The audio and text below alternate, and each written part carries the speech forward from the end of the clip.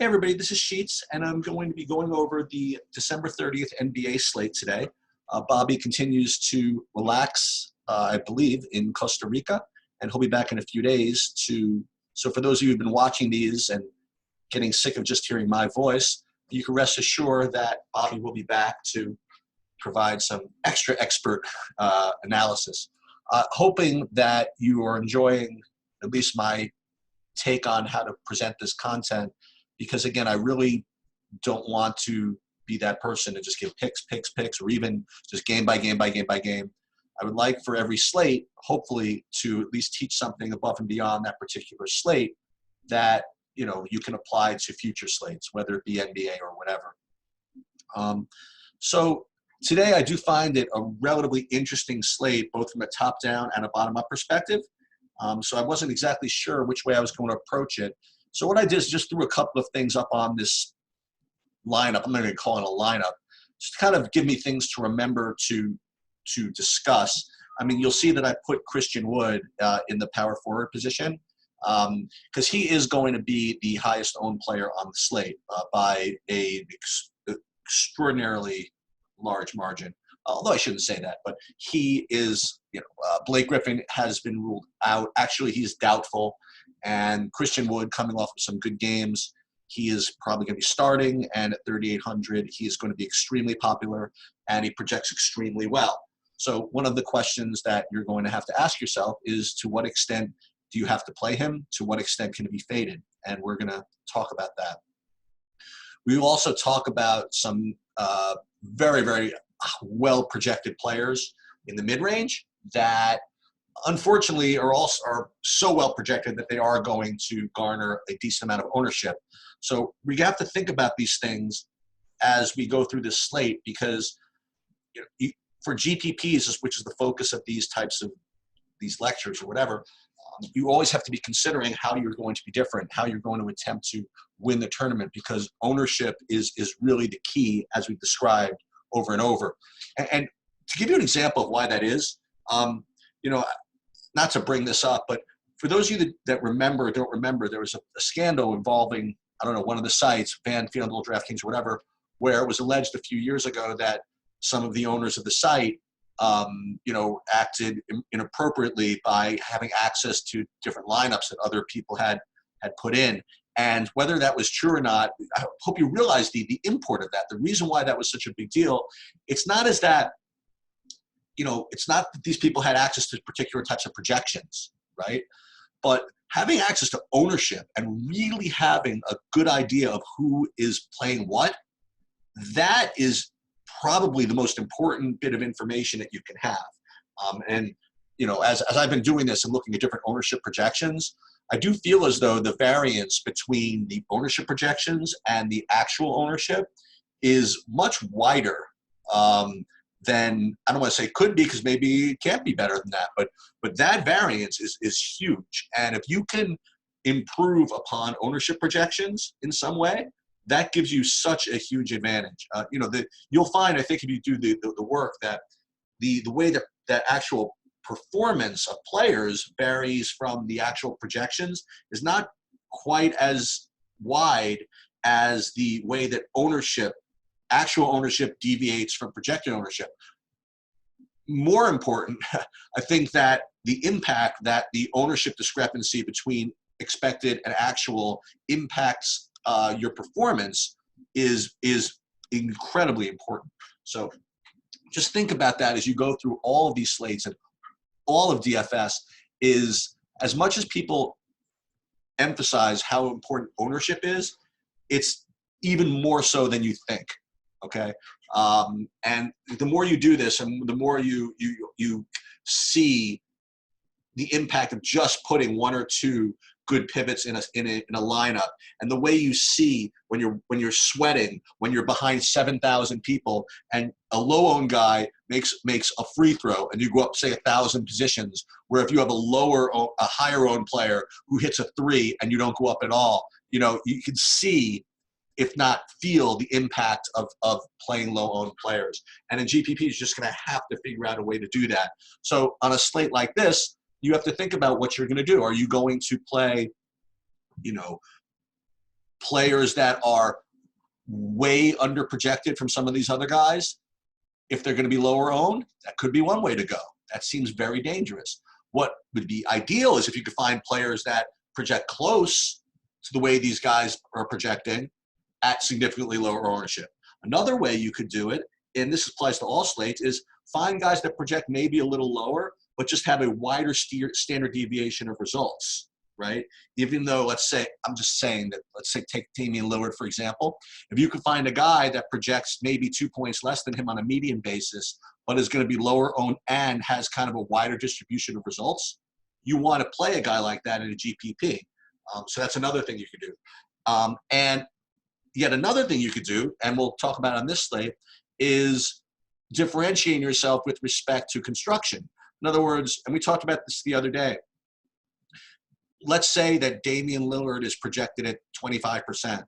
Okay, could be more, but let's say 25%. And let's say that Hassan Whiteside is 35%. Okay. The other thing you can think about is, okay, how high owned are the two of them going to be together, right? Are people going to want to be able to spend the salary on both of these guys in the same lineup? Okay. And likewise, if you ran lineups back with Booker and guys from Phoenix, and we'll get to that game in a minute, is how owned is the combination of those guys going to be? And, you know, I'm surprised this doesn't exist. I'm sure it does. I'm sure somebody's come up with this. Is, you know how like when all the results are in and all the games have started, you can see, you know, the ownerships of all the players. There should be, I guess if you should be able to do this, is to download the CSV from DraftKings of everybody's lineups and see not only how many lineups have X in them, but how many lineups have XY in them, and how many lineups have XYZ in them, et cetera, et cetera. And I think that information would be somewhat useful, if not from a predictive perspective. In other words, maybe because you want to have all the ownership ahead of time, but even to learn about how, you know, how less owned stacks are, or how higher owned stacks might be relative to the actual ownership of the individual players. I think that's going to be, that is something that if people aren't doing it already, they probably should. So how do we want to do this? Well, let's you know what, let's do it. Let's start from the back again. Let's start with the Phoenix Portland game. And there are a couple of injuries we have to go over. And one of the things I want to make sure to get through is the last way that we can distinguish ourselves, we can differentiate ourselves, are putting in kind of good, kind of off the board one-offs. And there are a couple of those I want to look at a little bit today. Now, again, I don't want you just regard this as, okay, this is Eric's picks, but again, just the approach of having to, is having to find guys like that, I think is important on a slate like this, when most of the ownership is going to be focused on the guys that are just kind of looking the best. And it's not always like that. So in the Phoenix-Portland game, you would think it's just a perfect game, right? Because it's a 230 total. It's an island game, not an island game, but it's a late game, which, you know, I like.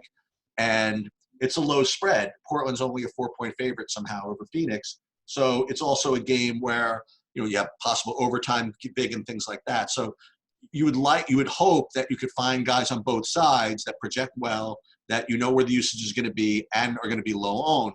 But, you know, life is not that easy. But starting with the Portland side, there are a couple of plays that just kind of just jump off the page. And you'll see this when, you know, if you look at any side, any projections, is Hassan Whiteside is projected pretty much through the roof. He is projected to be, if not the best value, at least one of the top 2 values on the slate, maybe the top value. And part of the reason for that is Skal, how do I approach his last name, is out. So they're thinking that maybe Hassan Whiteside play even more minutes. I don't know about that, but it's also a function of his price and his and the matchup, which is all factored in already. So he is considered one of the top values, which is why he's coming in at 40% ownership or something like that. So nothing crazy there. Nothing I'm telling you that you're not going to know already, but he is projecting through the roof. And likewise, Damian Lillard in this spot is projecting as a top value as well. So, you know, it's a little annoying, right? Because you'd like to get a game like this to stack, but if it's going to be all chalk, you have to figure out whether you want to stack it or whether you want to just take one-offs or whether you want to just differentiate yourself in some other way. And the other three guys on this game, the main Portland guys, the Carmelo Anthonys, the CJ McCollum, and Ken Bazemore, all three of these guys project really well also. Not as well as Whiteside and Lillard, but not bad. I mean, CJ McCollum and Carmelo Anthony followed by Bazemore. All these guys, all five of these guys are projecting to be pretty good plays. So from an ownership projection perspective, I mean, you're not going to fool anybody here. I mean, I'm looking at Whiteside now it's up to what, 50%? And then even McCollum at 35%. I mean, these guys are, I mean, Carmelo 25%. I mean, these guys are just so popular that I don't know if stacking these guys is going to be the way to go. But we have to see. We have to see what's going on the Phoenix side. See, if in fact you did want to stack a couple of these guys, you'd have to make sure that the Phoenix guys that you're using are going to be low owned, and at least that is the case, okay? Because on the Phoenix side, you have, oh my God, so Aaron Baines is going to be the best projected player from a value perspective, and these other guys that you'd want to stack, guys like that could score, guys like Booker and Rubio and Oubre, specifically Booker. I mean, these guys are all projecting kind of crappy, you know, which is on the one hand bad, but on the other hand good in that, well, that means they're going to be really low owned, and they will be. I'm not completely convinced that's the case, because you'd like to think that people would think the same way as I would, that if you're going to play Lillard, if you're going to play whatever, it's probably a good idea to run it back with someone like Booker. So I have a feeling that whatever they're saying Booker's ownership is going to be, it's probably going to be a little bit higher. And especially if you want to stack the game, it's going to be just kind of higher within the construct of this stack. But so what do? You know, you could play Booker, and the good thing also, if you did play Booker from an ownership perspective, the good thing is the bad thing. The bad thing is that there are a lot of $7,500 guys that are looking awesome, that just project so much better. Guys like Dinwiddie, guys like Jimmy Butler, okay, which we're going to get to later. So it's possible that the people that are not stacked players that are going to just try to take the best players and the best plays might overlook Booker, and probably for good reason, because he really isn't projecting all that great. But from a stacking perspective, he does have upside, and there is that overtime big. So if you did want to do that and go with a couple of these Portland guys and run it back with somebody like Booker, or even a lower owned guy, maybe Rubio, or even Kelly Oubre, you know, whatever. I mean, you could do that, but I don't know if you're getting enough differentiation and enough non-chalk to make that work. But that would be at least the place I would start is with this game, and to see what else kind of came up. A couple of other guys that, again, just to throw it in, again, I don't really want to be a basketball analyst here, but I did notice that, what's his name, that Anthony Simons from Portland was getting a lot more run. I don't know if he closed, but it was pretty damn close in his last game. So I always look for with rookies or second-year players, I think he's a rookie actually, is kind of like trends as far as them starting to give minutes and things like that. And in the last two games, he had 28 and 27 minutes and put up really good games. So I would look for him to get some more minutes. So maybe he could be a part of a Portland stack, you know, to de-chalkify it a little bit. That's one way to go. That's actually not the worst idea in the world. Like if you went something like Lillard and you didn't play Anthony, somebody like that, or you played Simons instead of Anthony, played Lillard Simons. Maybe that could be a way to de-chalkify a Portland stack a little bit. Another guy, again, I don't want to spend too long speaking about him, but I'm from the New York area, and I coached AAU, and there's a guy in this game that he might play. He brings back a lot of memories. So two guys that I used to coach against, one was Moses Brown, and the other was Cole Anthony, who you'll see next year. It probably cost $7,000 as a point guard on DFS. In any case, so Moses Brown, he went to Malloy High School. He went to UCLA, played for Alford for 1 year, and then declared for the NBA. Probably too early, but nonetheless, he was back and forth between the G League, and when Skal was I guess hurt, they called him up again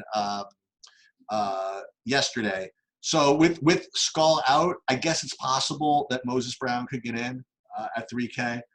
But that's just me kind of rooting for him to get in. You know what I mean? Just because I kind of know him. It's I don't really think he's going to get in, but he could. Let's put it that way. But you do have to think about this. I mean, Skull being out could be sneaky important. You know what I mean? Like maybe Anthony Tolliver gets some extra minutes. Maybe we go back to that Nasir Little guy that we tried. I mean, these are really off the board type ideas. But you know what? If you're looking for an off the board type idea, you have to always kind of have a pool of those guys to think about. If the rest of your lineups you end up being chalkified with stuff like Christian Wood and these other really good plays. So again, I do want to just throw in a couple of guys like that as we kind of weave our way through the slate. All right, let's go backwards. Detroit, Utah. There are a couple of points I want to make about this game. First of all, as I mentioned, Christian Wood is popping as an enormous value, and he's looking to be a really, really tough thing to fade. But let's talk about in a few minutes whether you can fade him. The other guy on Detroit is Andre Drummond. He's showing up to be a very, very good value as well, despite the fact that he is in a tough matchup with Rudy Gobert in Utah, or at least the perception of a tough matchup. So he is still projecting really, really well, and he's not going to be that highly owned. So he's certainly someone that we can put in our pool of players. I'm looking at about 15%, so that's certainly something to think about. That's it on Detroit. On Utah, there are the same four guys plus one that we've been looking at the last several games. Is going to be Gobert, Mitchell, Ingles, and Bogdanovich, and they're all projected to be pretty good plays. And from an ownership perspective, these guys are going to be coming in far lower owned, I would imagine, than the Portland guys. Although at first look, I mean, I do see that Bojan is projected to be 25% ownership and up. That's kind of rough business. So I don't know if I would do that, but they certainly look to be decent plays. Like you could try Mitchell if you wanted to, or Ingles or something like that. And again, if you were going to group these or stack these, again, you'd want to be smart about it. I wouldn't put Ingles and Bojan in the same lineup just because they're both, they both like to take a lot of shots. Let's put it that way. The other thing I would say is that I'm honestly not too interested in playing either Gobert or Drummond against each other. I know that, I mean, this is a real point of contention. But I just do think that just a decent amount of Drummond's equity is in his ability to dominate his opponent. He gets that big chunk of rebounds automatically almost all the time. And Gobert, likewise, he gets that big chunk of rebounds automatically all the time. And I just think as though that since these guys are just going to be competing for the same rebound so often, not to mention the foul risk of each of them, I just don't know if I'd like to play these guys against each other. I just feel as though there's probably upside from other players that you can get away with that will allow you to not have to play these guys. Now, if they're going to be really low owned, I'll take any matchup. I really don't care. I mean, I'll play Gobert against Chamberlain or Bill Russell if it's going to be that low owned. But I don't know if I want to play either of these guys against each other. But again, check your ownerships. At low ownership, I would certainly think about it.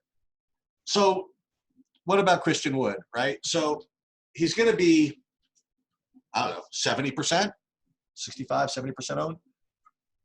So let me make the case for why you can fade him. All right. First of all, as I mentioned it a couple of times, when it comes to playing these chalk guys, these chalk cheap guys, I do have kind of a hierarchy. I would rank the guys, the point guards, as the highest floor of these, or the highest probability of success of these chalk cheap guys. Just because they have the balls, he did it again, because they have the ball in their hands that often. And I do feel as though the centers and the bigger guys have a lot more variance associated with them for two reasons. One, not the big deal today, but just to review. One is, there is foul trouble risk. Number two if they have difficult matchups and they're fighting for rebounds, that's difficult. And also sometimes instead of just plugging these backup centers in or wherever in these positions, some coaches might just elect to go small. So it's not that simple to just plug in a backup center, for example. Now it's a little different with Christian Wood, but just to kind of review. The other thing I would say, all right, now again, I'm not saying you have to fade him, but I just want to go through this. All right. So Christian Wood, in his last game against San Antonio, he played 24 minutes, which is what they're projecting for, or a little bit more today. He had 13 fantasy points. All right. Would you be happy with that? No, that would be considered a huge bust. The game before that, he killed it, right? 7 for 9, including 2 for 4 from 3, just total whatever. Then he didn't play a few minutes because there weren't the same injury situations. Then a 24, then a 30. I bring all this for a reason. I just want to just review who he's had these good games against. He had his good game against Washington, the worst team in the league, pretty much. Again, Washington. So 2 of the games on which we're basing this chalk business on is because he played against Washington. Then this other game in Houston, total pace-up matchup against Houston, okay? So I'm just saying, okay, that not that Utah are the 56 Celtics or whatever, 63 Celtics, but at 65% ownership, do I really want 100% of this guy? You think that he's not going to get less than 15 points enough that you don't want to play him 100% of the time? I don't know. The other thing I would ask you is, if you are going to play him, because that's such a great play, what are you gaining as far as the rest of your lineup? Okay? What can you get from playing Christian Wood where you otherwise wouldn't get from not playing Christian Wood? And that's something you have to think about when Giannis is probably going to be out and there's no studs on the slate. It's just going to be the ability to get, I mean, think about this. If you play Christian Wood, it just will allow you to get a fourth of those good 8K guys who are going to be chalk anyway. You know what I mean? Not that you have to play all the 4 chalk guys, but what is playing Christian Wood as chalk going to allow you to get that is not chalk?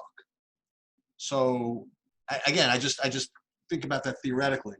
So individually, he certainly projects to be a good play, but I certainly feel as though there is some risk. Now, again, take this from me. I mean, I was the one that said that Larry Nance was a total lock at 39. I didn't say total lock. I wasn't much of fading him at 3,900 a few days ago, and he was just kind of okay. Again, I will say that Christian Wood projects to be a good play, but I do feel there are routes for him to fail. And, each of those arguments against him that I made in and of themselves might not be that big a deal, but I think the combination of those things, the possibility of any of those things are relevant, coupled with his ownership, I think that's good enough to make him not someone I have to play, let's put it that way, if I were playing a bunch of lineups, which I might be. One other guy, by the way, from Utah, who we hit pretty well the other day, again, who you have to really just keep thinking about as putting in as kind of an upside one-off, is Jordan Clarkson. Remember the other day when there was those other chalk 3,900 guys, I said, this could be a really kind of off-the-board type play. And he actually did really well. He came off the bad game, and he put up 28 points at less than 4K, which, again, that's always going to be within his range of outcomes now because they hired him to shoot the ball. So he's not going to be put in unless they intend him to try to get shots off. So he's always a guy to put in my pool of players, at least until further notice, less until his price goes up, as someone who's going to be low owned that can replace value. Is he going to be a better play than Christian Wood? No, not on its surface, but on games where Christian Wood gets 15 and you don't have him and Jordan Clarkson gets 30, you're the nuts, so to speak. So that's about it for that game. Milwaukee and Chicago. I am presuming, for the purpose of this analysis, that Giannis is out. if he's in, then, you know, a lot of the slate is different. But let me suggest to you this, that it doesn't matter that much. If in fact Giannis is in, okay, again, I don't think that they would run him out for that many minutes. I think that it would be a very difficult game script for him. And I wouldn't think you had to play him, let's put it that way. So, yeah, it matters in that you probably might want some exposure. It doesn't completely drive the way the slate works. But I think what's more interesting is if he's out, because what's going to happen if he's out is that people are going to really just look to play the same guys that they've been playing. But there's been a couple of differences. Number one, Bledsoe is assumed back. And with Bledsoe back, I think that things are just a little bit different. I'm actually looking at projections. Nobody projects to be that great. In other words, Bledsoe actually looks to be the best of the given alternatives and projecting to be okay, but it's just not my thing to play these guys coming back off broken legs. You know what I mean? I'm willing to get beat by him once at really not that low ownership, just until he proves to me that he can come off a broken leg and play the minutes necessary to smash. So, I mean, he's going to project fine, but I think that there's just better ideas. Middleton just looks okay. Now I can go back to never playing Chris Middleton again.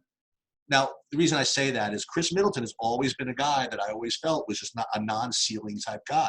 There have been certain times where you kind of had to play him just because of the way the price worked out. But, you know, they moved him up to 8,100. And at this point, you know, Chicago is apparently their defense is not as bad as it used to be. And he's just not projected to be all that great. So Middleton is not really projected to be that great of a play. And Brook Lopez, not so terrific either. What I'd love to be able to do is play Chicago guys, right? Actually, I shouldn't say that because I shouldn't love to play anybody because it's not like I love all these guys from Milwaukee anyway. But the first guy I always look at is Zach LaVine, and he's projecting to be, you know, just kind of, I don't want to say crappy, but sort of like a Devin Booker type. You know what I mean? And he reminds me of him in that they both have really high upside. They both can take over a game, but they're not projected to be all that great here, which means is that they're probably decent one-offs to throw in otherwise chalky lineups. So he's going to be, 10, 15% owned, and he might maybe not even that much, and he might be a guy that I could throw in to an otherwise chalky lineup. So like something like this, like you have Christian Wood, and instead of these 4 7K guys, right? Instead of doing that, instead of playing, say, you know, I don't know, pick one, the Whiteside, and replace him with LaVine, that's already kind of dechalkifying your lineup a little bit. Yeah, you're giving up a certain amount of projection integrity by taking LaVine as opposed to Lillard, but the upside associated with LaVine in any matchup maybe makes it worth it, all right, for no other reason to dechalkify your lineup a little bit. The other thing about Chicago that you have to keep in mind for today is that Lauri Markkanen is questionable, and they took him out of practice on Sunday, I think, because he was sick. So if he is out, just watch your projection models and see if guys like Thaddeus Young get upgraded, or certainly Wendell Carter is going to get a bump. So you would certainly want to take a look at him. But, you know, Thaddeus Young could be that guy, Daniel Gafford. Maybe he gets more minutes, whatever it is. But one interesting thing that I will throw in for this game, especially with respect to getting some kind of low-owned guys, kind of like high upside one-offs, is Milwaukee really, although they have, you know, really good defense, they do like to give up a lot of threes, and they give up one of the most amount of threes of anybody in the NBA. So that's one of the reasons why Zach LaVine is going to be a good play. So the other thing you'd want to look at is other guys from Chicago that might be good three-point shooters, that might not even project all that well, that are going to be low enough owned that you can make this kind of, you know, DVP, you know what I mean, type of argument. So the 2 guys I want to just kind of throw out there, again, they're not going to project well, but just kind of dudes like that, is going to be Denzel Valentine. I don't know. I don't even know what kind of minutes he's going to get. I mean, they're only projecting him for, 12 minutes or something. But you know what? If this is a blowout or something like that, they put him in. He's, again, one of those self-correlating guys where he hits 1-3, he's that much more likely to take the next one, and he's that much more likely to get more of a leash, for better or worse. And the other guy we haven't played in a while is Kobe White. I mean, another one who's, his minutes are certainly not secure by any stretch of the imagination. But again, if you're looking for guys that are going to hoist up some threes against a team that likes to let them, Kobe White, on a slate where we really, I don't want to say need to, but it'd be nice to be able to force in some low-owned, close your eyes and pray type players. Kobe White is, again, going to be in that kind of pool of players. Guys like him, Denzel Valentine, Jordan Clarkson, who's the guy from Portland, Anthony Simons, just kind of guys like that are just not the greatest projecting guys that you're going to kind of need one of them to go off if you're going to play some of these other chalk guys. Okay. The next game is, I think, the other game that, at least for me, was the most interesting in terms of stacking and kind of focusing on. And I'm very surprised that more of this game is not highly owned than it is, but I presume it has to be eventually. But we're going to go with the assumption that it isn't for now. So Brooklyn, Minnesota, the only guy that's showing up as a really highly owned guy is Dinwiddie. And it's, you know what? It's no accident. I mean, he is one of the highest projected values on the whole slate, so it's not surprising that he's going to be highly owned. And, as Bobby would like to emphasize, whenever you're playing against Minnesota, you want to give these guys a little bit of an extra bump. I don't know if I want to do that. Okay, that's kind of Bobby's theory, not necessarily mine, but Bobby's freaking genius, so I'll defer to him on that. You'll give him a kind of an ownership bump. I don't know how much more you can give a guy who's already going to be 30%, but some of these other guys, maybe. So the first thing that I would do is look to see who on the Minnesota side, because it is a 220 total, which is going to be a tight spread. Again, we're presuming, again, that Cat is out. His knee's been hurt forever. If he's in, then it becomes a much less stackable game as far as I'm concerned, because I don't want to play Cat coming off the injury, and the rest of these guys' usage kind of gets eaten away. So there are 3 guys, 3.5, I guess, on Minnesota that all project really, really well. And they are going to be Wiggins, if he plays. Again, he's questionable as well. There's going to be Jeff Teague, and there's going to be Georgie Jang. Okay? So you already have a really, really good stacking situation, right? You have one really well-projected guy on one team, and on the other team, you have 3 very well-projected players, and none of them are showing that high ownership. So right now, this is already going to be kind of like the best game to kind of focus in on. Now, the other thing, if you want to get really nuts about this, is you could complete this stack with a couple of other Brooklyn guys, and what's neat about it is that, and this is why I always like stacking Brooklyn when I can, is that you know who you're going to want. So like Jared Allen, especially with no Cat, is going to be, again, I don't want to say good play because he's not projecting to be very good.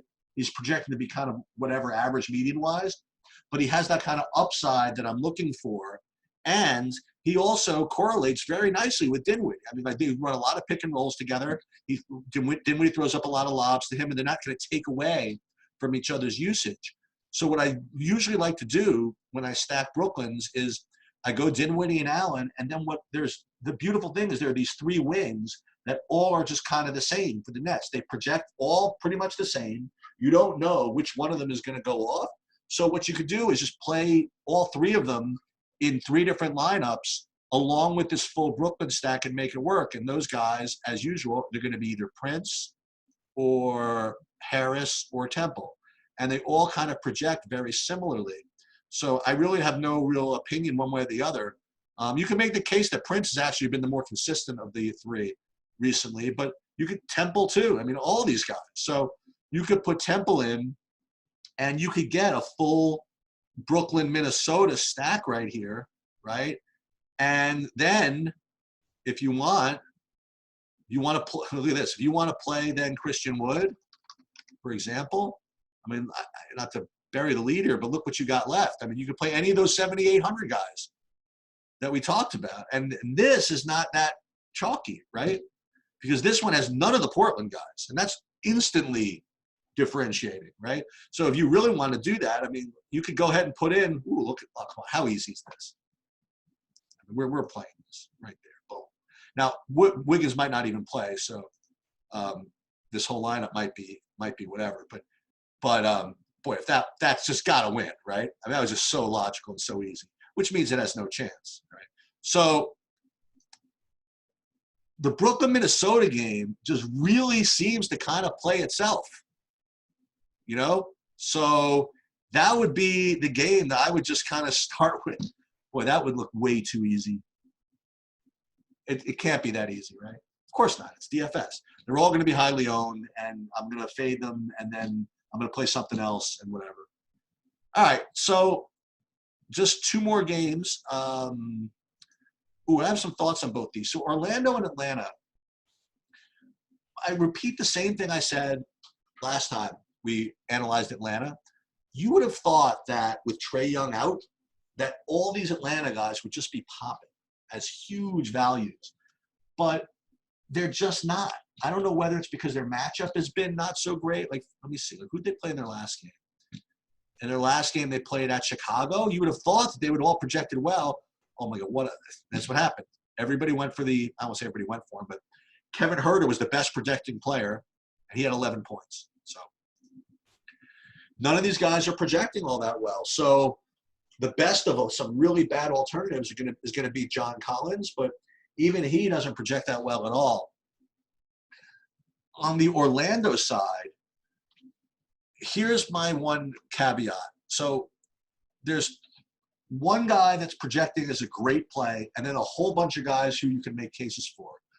The guy who's showing up as a really good play is Vucevic. His projection is really, really strong. He's actually one of the top 3 or 4 values I would guess on the slate. And you can see why just from looking at his projections. Okay, and he's probably going to be not as highly owned as some of these other guys, but he is still going to take some ownership. And the other bunch of guys you're going to see are some of these Orlando guys. You'll see maybe Terrence Ross popping a little bit, maybe Jonathan Isaac, guys like that. Let me just make this one case to you.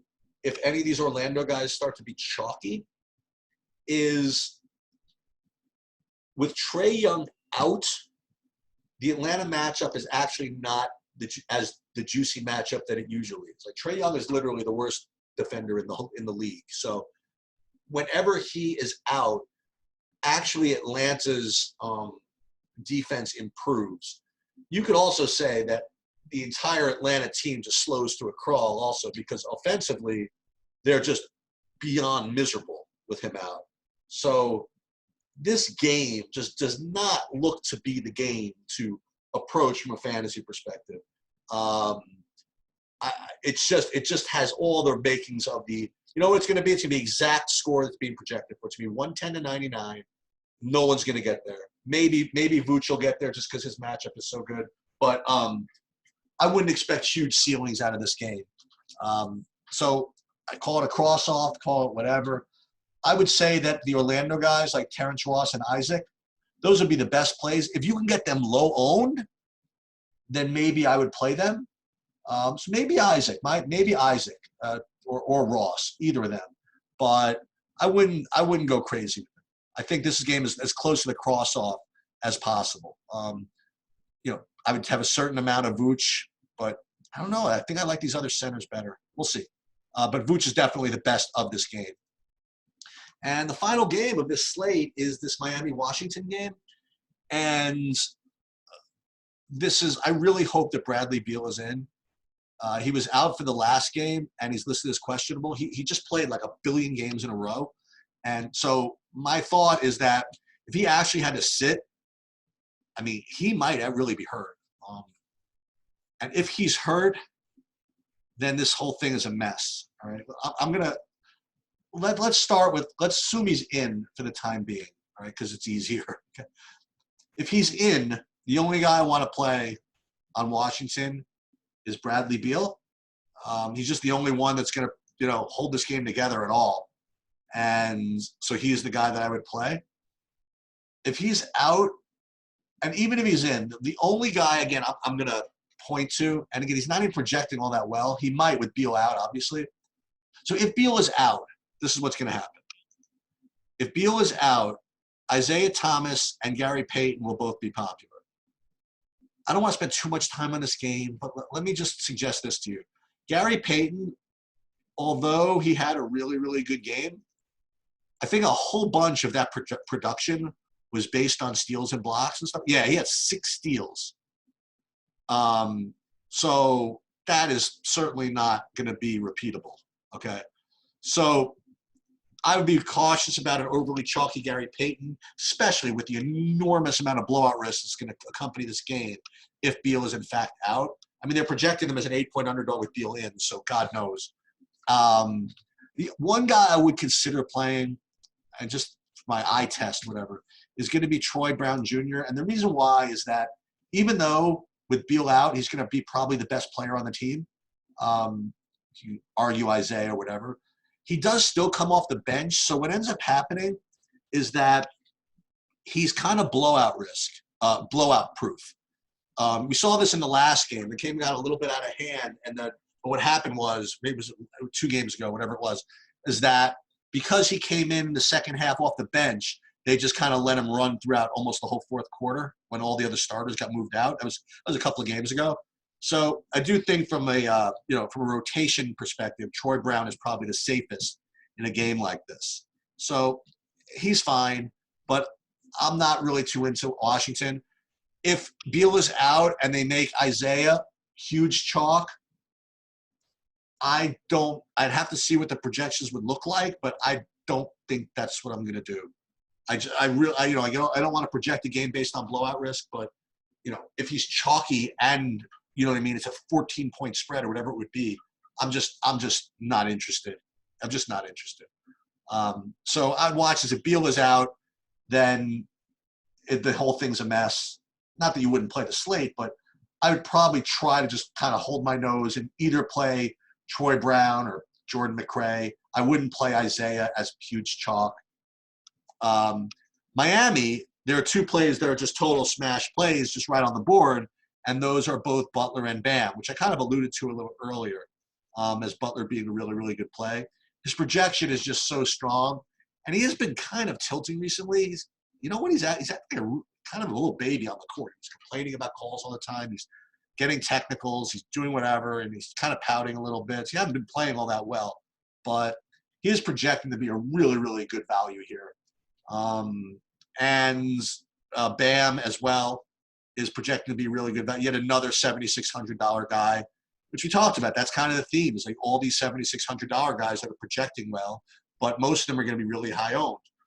I would say that, again, there's a certain amount of blowout risk that comes with this game. So if Butler is really high owned, I would probably err on the side of, let's say, Lillard over Butler, just because the lack of blowout risk in Portland is a little bit, it's a little more, there's a little less blowout risk in Portland than here. So if, in fact, Butler ended up higher owned somehow, but I don't think that's going to happen. I think Lillard's going to be higher owned because of what I just said.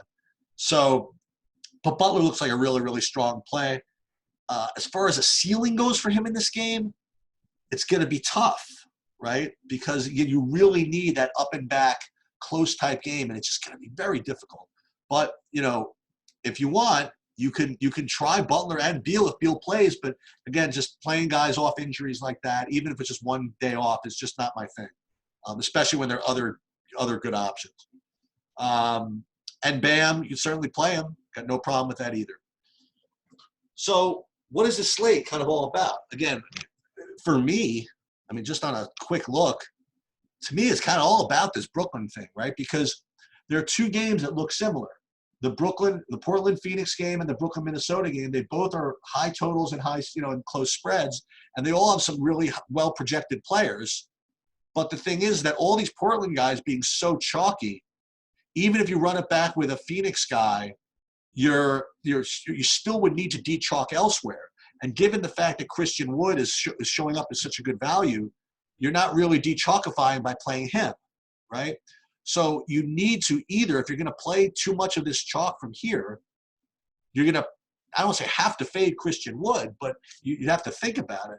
And, or the other thing you could do once again is you could differentiate yourself stacking this game by doing stuff like Anthony Simons, like Simons if you wanted. That is something you could do.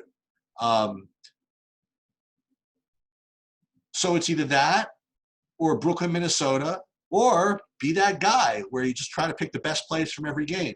But again, watch out for playing too much of this chalk because everybody knows Butler's going to be a good play. Everybody knows Lillard's going to be a good play. Everybody knows Whiteside's going to be a good play. And then, so if you plug in Christian Wood also, you're running out of options. You know, you're running out of ways to differentiate yourself. So that's why I think doing something like this Brooklyn, Minnesota thing, right, makes sense because it gives you instant leverage over people that are playing Portland, right? I'd love to be able to do something like that in some of these other games, but it doesn't seem to be working out. Like the Milwaukee-Chicago game, there's just nobody projected that well on either side. So to make cases, you know, to give up your projection integrity on both sides of the equation is very, very difficult for me. So that's about it. I mean, I do think that this is a very, very instructive type of slate, and we'll just see what happens. I mean, I'll build something semi-contrarian with beating Portland, meaning, you know, use lower own one-offs elsewhere and maybe doing some Simons thing. I'll do a build with Brooklyn, a whole bunch with Brooklyn, Minnesota. And then, you know, I'll try to avoid doing that, you know, one from each game type of thing, picking the best plays, because that, you know, the lack of correlation, just, I'm not good enough. I'm not good enough to just pick the best plays from each game, especially when you have to go low owned in some spots. All right, that's it. I'm kind of psyched for this part of the season, such that the NFL is winding down, and it's going to be just NBA for a while after the NFL playoffs, obviously. And that's it. Hope Bobby comes back real soon, and good luck.